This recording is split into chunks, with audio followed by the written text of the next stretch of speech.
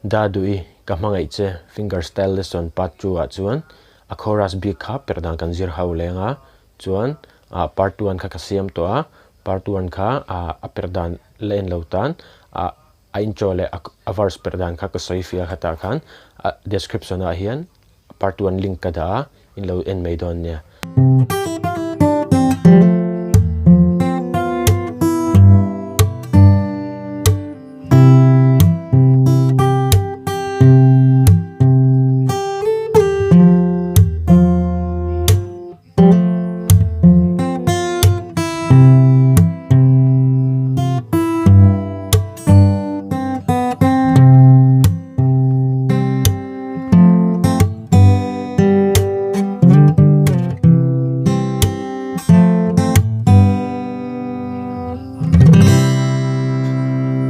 chorus ama saber chu tiana kaldon ni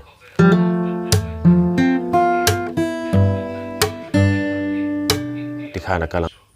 ama sabera chuan c kan meta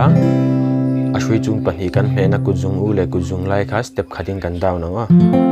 kha f ani chiang chuan hetiang kan tiang fourth string le third string hi kan tirwalanga third string a hian second fret a tiang kan tiang tikhana fourth string hat chungin tikhan chuan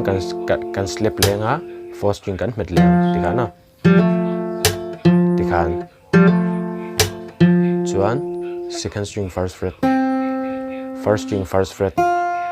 chuan kan slip lenga first string open tikhana tikhan kan tiang ado chun tena kal leng tikhana G heta 6 string third fret kan metanga kan slip leng halang chuan 6 string third fret le second string third fret kan tirwal leng chuan kan slip leng tian tikhana vai khat mo chang bul che kan ti leng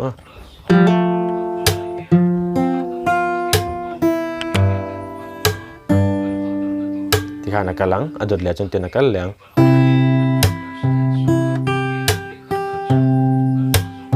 tikhana kan ti don ni ama sabera chuan fifth string third fret le first string open kha kan tirwalanga chuan kan slip leng halanga chuan in fifth string third fret kan ti lenga first string open in kan zom leng tikhan vai khat mong chang ina tikhan chuan kuzung te in first string third fret kan met lenga kan slip leng halang chuan first string third fret kan ti lenga chuan in fifth string third fret a vai khat chuan kan slip lenga vai khat kan ti leng tikhana vai khat le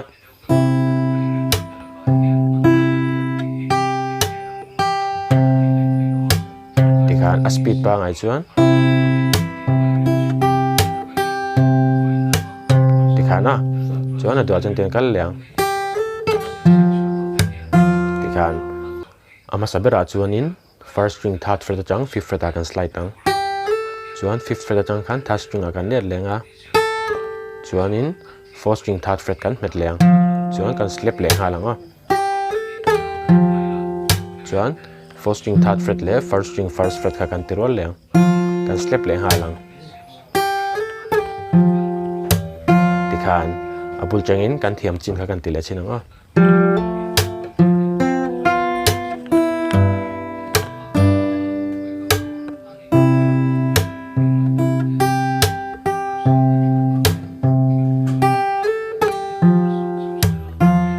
tiang chuan tuna dot le mi hi a chorus a first line karon soitak nen khan ainang deuh renga tiana kal leng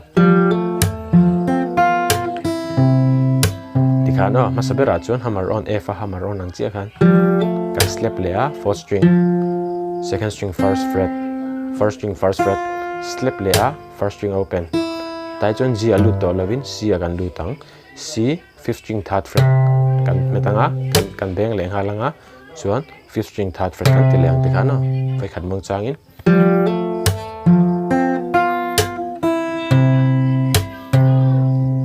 tikhana kal don ni chuan a dot le a chuan tena kal le don ni tikhana masabera chuan first string first fret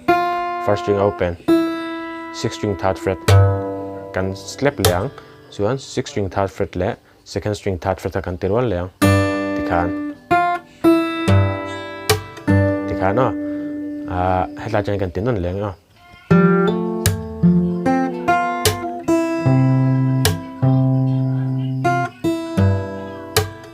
tikhan akalang adot le chuan tinakal le don ni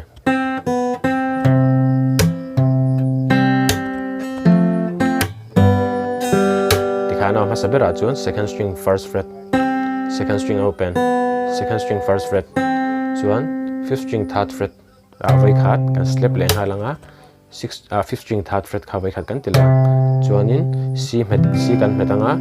second string le third fret kha kan tirol lenga kan slap lenga tikhan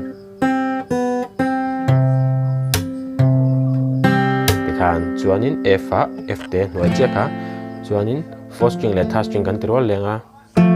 chuan third string le second string kan tirol le kan slap leng halang tian chuanin G a 6 string third fret le second string le third string open kha tikhan chuan khami zo kan slap leng tikhan na chuan kan slap zo khanin third string open in tikhan na chuan khami kan open zo khan kan slap leng ta kan tileng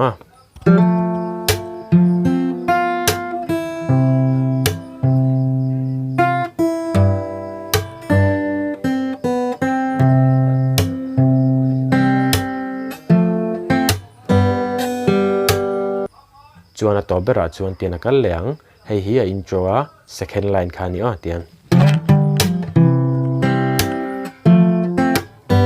tikhana sabera chuan fifth string third fret le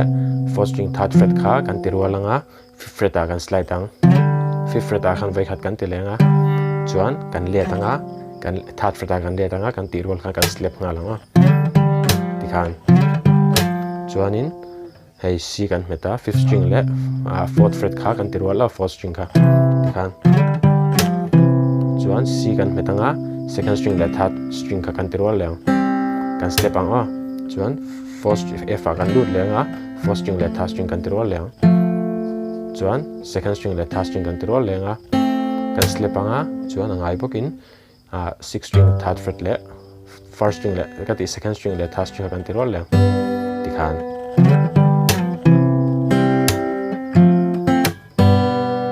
na kan zirtak zong kha kan play chinanga mong changin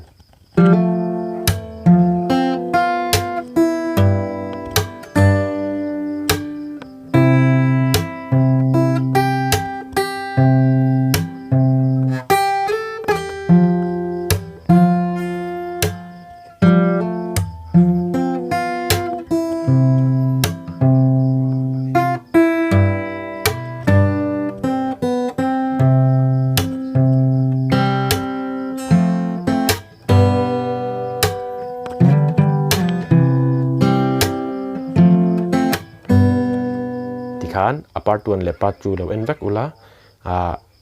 in thiam lo pon uluk dun lo zero la ngun dawin Fingerstyle chu a har ve dawa technique sang nei ve wang hian in khoi nguna in play ngun chuan in thiam thei mai ka ring khong ai takin ka video te try ti a hlawkpui na lo nei ve ni chuan milo like in milo subscribe ve don nia